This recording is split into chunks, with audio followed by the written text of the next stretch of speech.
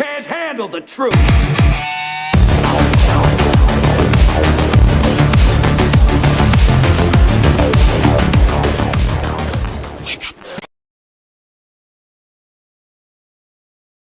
Cuba traverse sa pire crise énergétique depuis des décennies. Mais qui est vraiment responsable? L'embargo américain ou le régime castriste?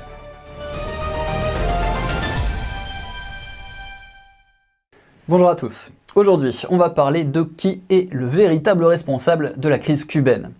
Le 22 mars, pour la troisième fois en un seul mois, Cuba plonge dans le noir. Le réseau électrique s'effondre à l'échelle nationale. 10 millions de personnes se retrouvent sans courant. Les hôpitaux annulent des opérations, les frigos s'arrêtent, l'eau ne coule plus parce que les pompes tournent au diesel et qu'il n'y a plus de diesel. Bref, Cuba traverse sa pire crise depuis les années 90. Et sur les réseaux, le débat fait rage. D'un côté, on dit que tout ça c'est la faute des sanctions américaines, de l'autre que c'est la faute du régime cubain. Alors, qui a tort et qui a raison? Aujourd'hui, on va essayer de démêler tout ça. Mais avant de chercher des coupables, pour bien comprendre la situation sur le terrain, je vous propose de suivre un youtubeur américain nommé Nick Hall, qui s'est rendu à Cuba lors du dernier blackout. Et ce qu'il a filmé donne une idée assez claire de ce que vivent les Cubains. Arrivé sur place, il se rend compte que la plupart des familles vivent dans des bâtiments délabrés. Et ce n'est pas un biais de sa part. En 2023, l'Associated Press révélait que rien que dans la vieille Havane, 46 000 bâtiments étaient menacés d'effondrement. Et depuis, la situation n'a fait qu'empirer. Les causes sont connues. Aucun budget d'entretien depuis des décennies, une pénurie chronique de matériaux de construction et des ouragans de plus en plus fréquents qui achèvent ceux qui tenaient encore debout. Ainsi, en octobre 2023, un immeuble s'est effondré en plein centre de la Havane, faisant 3 morts. Autrement dit, derrière les façades colorées qu'on voit dans les guides touristiques, des familles entières vivent dans des structures qui peuvent s'écrouler à tout moment. En continuant son exploration, Nick se rend compte que le système scolaire cubain est fortement idéologisé. Les manuels, les programmes, les bibliothèques publiques sont orientés vers un seul récit. Ça n'a rien d'un secret, c'est la ligne officielle du gouvernement cubain lui-même. Là-bas, l'accès à toute littérature critique du régime est quasi impossible. Pourtant, Cuba a produit de grands écrivains, Leonardo Padura, Alejo Carpentier, mais la diversité intellectuelle dans les écoles n'existe pas. Nick rencontre aussi un producteur de tabac qui doit céder 90% de sa production au gouvernement.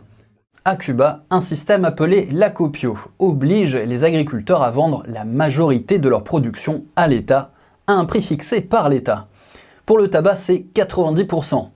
Les fermiers ne peuvent vendre librement que les 10% restants. Le monopole d'État, Tabacuba, contrôle l'ensemble de la chaîne. Et cette logique s'applique à presque toute l'agriculture du pays. Résultat, en 2024, 100% des aliments distribués via le système de rationnement cubain étaient des produits importés. Des bâtiments qui s'écroulent, des écoles à sens unique, des fermiers qui travaillent pour l'État, tout ça est bien documenté. Mais d'où viennent ces problèmes? C'est là que deux versions de l'histoire s'affrontent. Et c'est aussi là que ça devient intéressant. Première version, tout est de la faute des États-Unis. Il faut dire que l'embargo américain contre Cuba dure depuis 1960, ce qui fait maintenant 66 ans. C'est le plus long embargo commercial de l'histoire moderne. Face à cette situation, chaque année, l'Assemblée générale des Nations Unies vote pour demander sa levée. En 2024, le score était de 187 voix pour et 2 voix contre. Les deux seuls pays opposés étaient les États-Unis et Israël. Mais cet embargo n'est pas qu'une affaire entre Washington et la Havane, il est extraterritorial. Concrètement, ça veut dire que les États-Unis peuvent sanctionner une entreprise européenne, asiatique ou latino-américaine si elle fait du commerce avec Cuba. Cuba n'est donc pas seulement coupée des États-Unis, elle est coupée d'une grande partie du système financier mondial. Et depuis janvier, la situation a encore empiré. L'administration Trump a imposé un blocus pétrolier. Tout pays qui fournit du pétrole à Cuba risque maintenant des sanctions américaines. Le Mexique, qui était l'un des derniers fournisseurs, a immédiatement suspendu ses livraisons. Résultat, en février, Cuba a dû suspendre le ravitaillement en kérosène de ses propres aéroports. Les avions ne pouvaient plus faire le plein. Des pétroliers en route vers l'île ont été interceptés et saisis par les États-Unis dans les Caraïbes. En mars, Cuba n'avait reçu aucune livraison de pétrole étranger depuis 3 mois. 3 mois pour un pays qui ne produit que 40% de ce dont il a besoin. Cuba estime les pertes liées à l'embargo à 7,5 milliards de dollars, rien qu'entre mars 2024 et février 2025. Ce chiffre a été présenté devant l'Assemblée générale de l'ONU par plusieurs délégations. Aussi, nier l'impact de cet embargo sur la crise actuelle serait nier la réalité. Mais ce n'est pas non plus toute l'histoire. Deuxième version, tout est de la faute du régime. Et il y a un argument de taille. En août 2025, le Miami Herald a publié une enquête basée sur des documents financiers fuités du gouvernement cubain. Ces documents révèlent que Gaesa, le conglomérat économique contrôlé par l'armée cubaine, détenait 18 milliards de dollars en actifs liquides en mars 2024. 18 milliards. Pour donner un ordre de grandeur, c'est plus que les réserves de devises de pays comme le Costa Rica, l'Uruguay ou le Panama. Gaesa n'est pas une petite entreprise en marge, c'est un empire. Selon l'économiste Pavel Vidal, que ce soit le tourisme, les supermarchés, les stations-service, les télécommunications, les transferts d'argent, les ports ou les douanes, environ 40% du PIB cubain passe par cette seule entité. Et elle ne rend de compte à aucune autorité civile. L'ancienne contrôleuse générale de Cuba a elle-même admis qu'elle ne pouvait pas auditer Gaesa. Elle a ensuite été démise de ses fonctions. Alors, où va l'argent ? Entre 2021 et 2023, 36% de l'investissement public cubain est allé dans la construction d'hôtels de luxe, contre seulement 2,9% dans l'agriculture et 1,9% dans la santé. Or, les hôpitaux du pays manquent de 70% de médicaments essentiels. Et pendant ce temps, 7 chambres d'hôtel sur 10 sont vides. Le journal of Democracy a fait le calcul. Avec 18 milliards de dollars, Cuba pourrait approvisionner l'ensemble de ses pharmacies pendant 54 ans, ou maintenir un réseau électrique stable pendant 74 ans. Tout ça pour dire que la pauvreté cubaine n'est pas seulement imposée de l'extérieur, elle est avant tout fabriquée de l'intérieur par une élite militaro-économique qui accumule des milliards pendant que la population survit comme elle peut, malgré le manque de médicaments, d'énergie et en donnant 90% de sa production agricole à l'État. Mais ce n'est pas tout. Il y a aussi une autre dimension à cette crise dont on parle moins, et qui explique pourquoi on a si peu de témoignages directs venant de l'île. Selon Reporters sans frontières, Cuba est classé 165e sur 180 pays au classement mondial de la liberté de la presse. C'est le pire score d'Amérique latine. Il faut dire que la constitution cubaine stipule que les médias sont propriété de l'État. Et en octobre 2024, une nouvelle loi est entrée en vigueur, la loi de communication sociale.